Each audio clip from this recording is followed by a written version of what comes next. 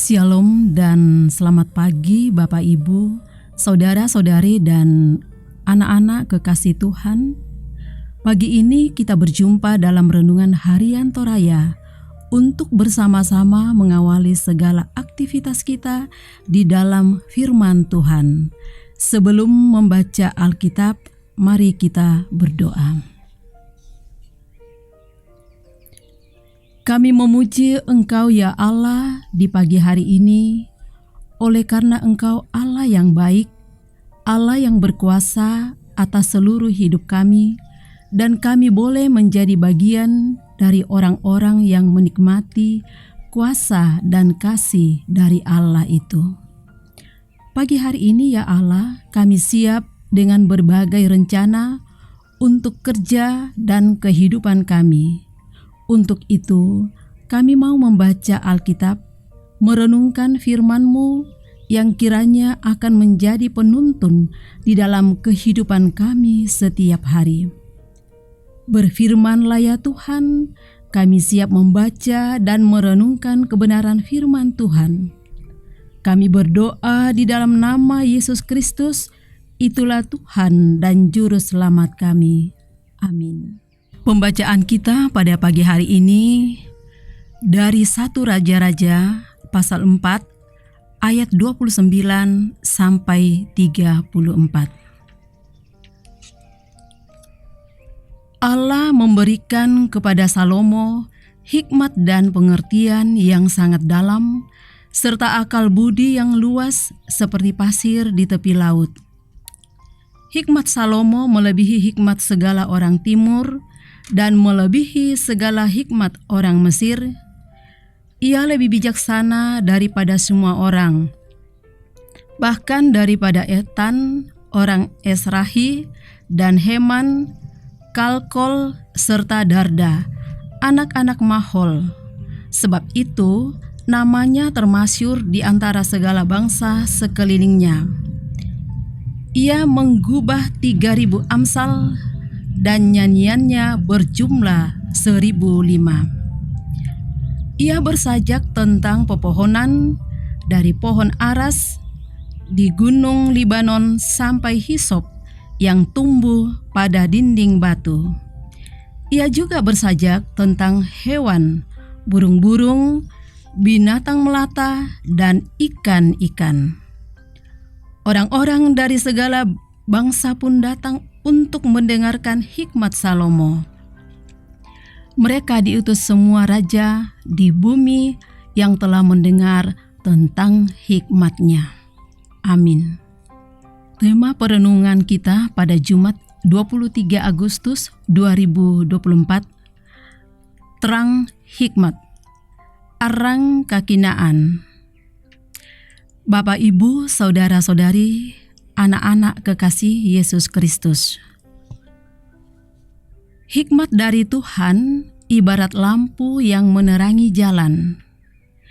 Ia tidak hanya akan menerangi jalan, tetapi menerangi para pengendara untuk melihat jalan lebih baik.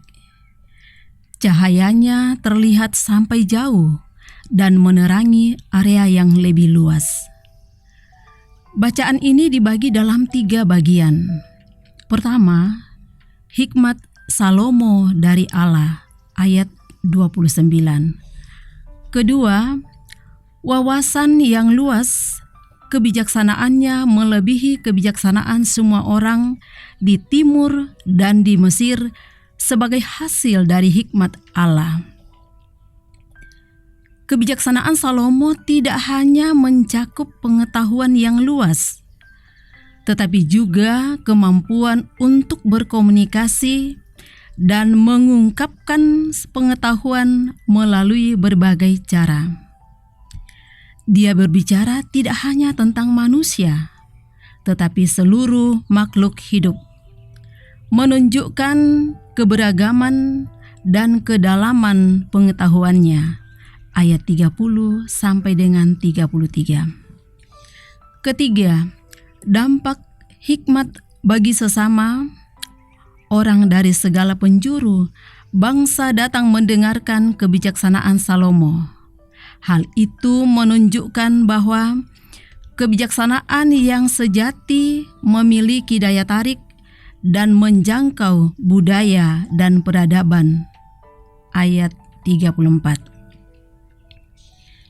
Hikmat yang sejati bukan hanya tentang pengetahuan, tetapi juga tentang membawa damai bagi masyarakat maupun bagi semesta.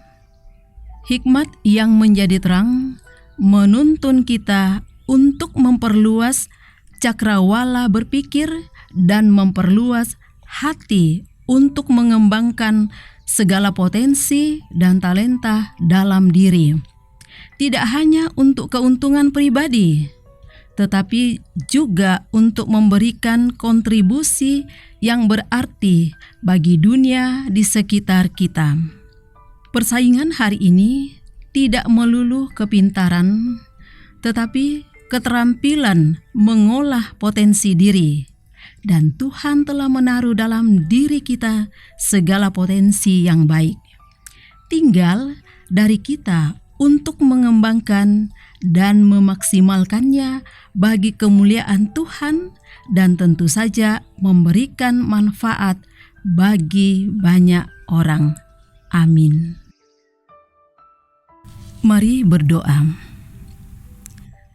Segala kemuliaan kami persembahkan kepadamu ya Allah, karena Engkau satu-satunya Allah yang patut kami sembah, kami puji dalam seluruh kehidupan kami. Firman-Mu pun kembali mengingatkan kami bahwa hikmat yang sejati bukan hanya tentang pengetahuan, tetapi juga tentang membawa damai bagi masyarakat maupun bagi semesta, dan hikmat juga menjadi terang menuntun kita memperluas cara berpikir dan memperluas hati untuk mengembangkan segala potensi dan talenta dalam diri yang bukan hanya untuk keuntungan pribadi, tetapi dapat memberikan kontribusi bagi orang lain di sekitar kita.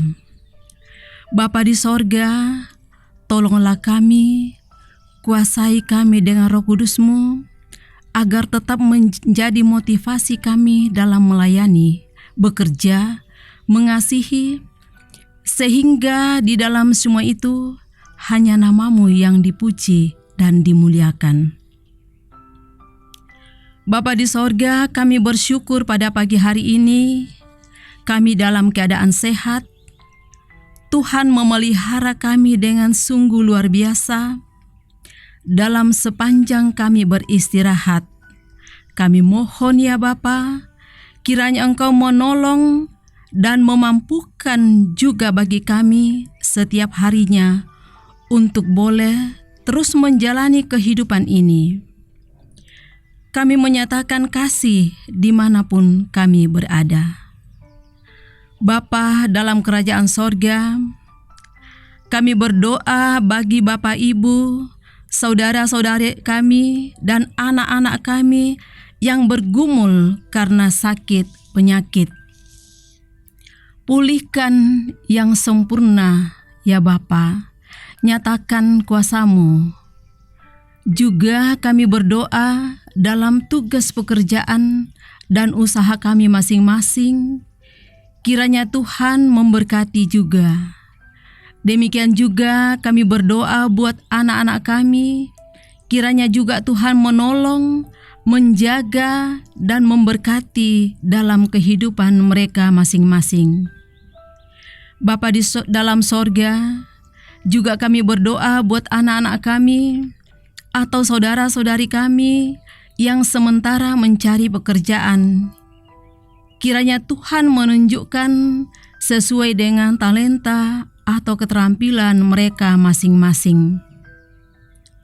Bapa di dalam sorga, kami menyerahkan ke dalam tangan Tuhan, khususnya jemaat kami, jemaat Lahiroi, semua rangkaian kegiatan program yang sedang dikerjakan dan akan dikerjakan. Kiranya Tuhan campur tangan di dalamnya, sehingga semuanya berjalan lancar karena kasih dan tuntunan dari Tuhan.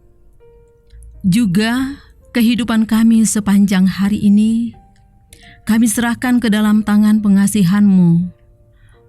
Tuntun kami dalam setiap langkah hidup kami. Ya Bapa di sorga, inilah kami yang datang berdoa kepadamu, membawa syukur dan harapan kami semua. Kami serahkan ke dalam tangan kasih Tuhan yang adalah juru selamat kami kekal selama-lamanya. Amin. Demikian kebersamaan kita di pagi ini dalam renungan harian pagi. Terima kasih atas waktu perhatian kita semua. Tuhan memberkati. Salam sehat selalu. Shalom dan selamat pagi.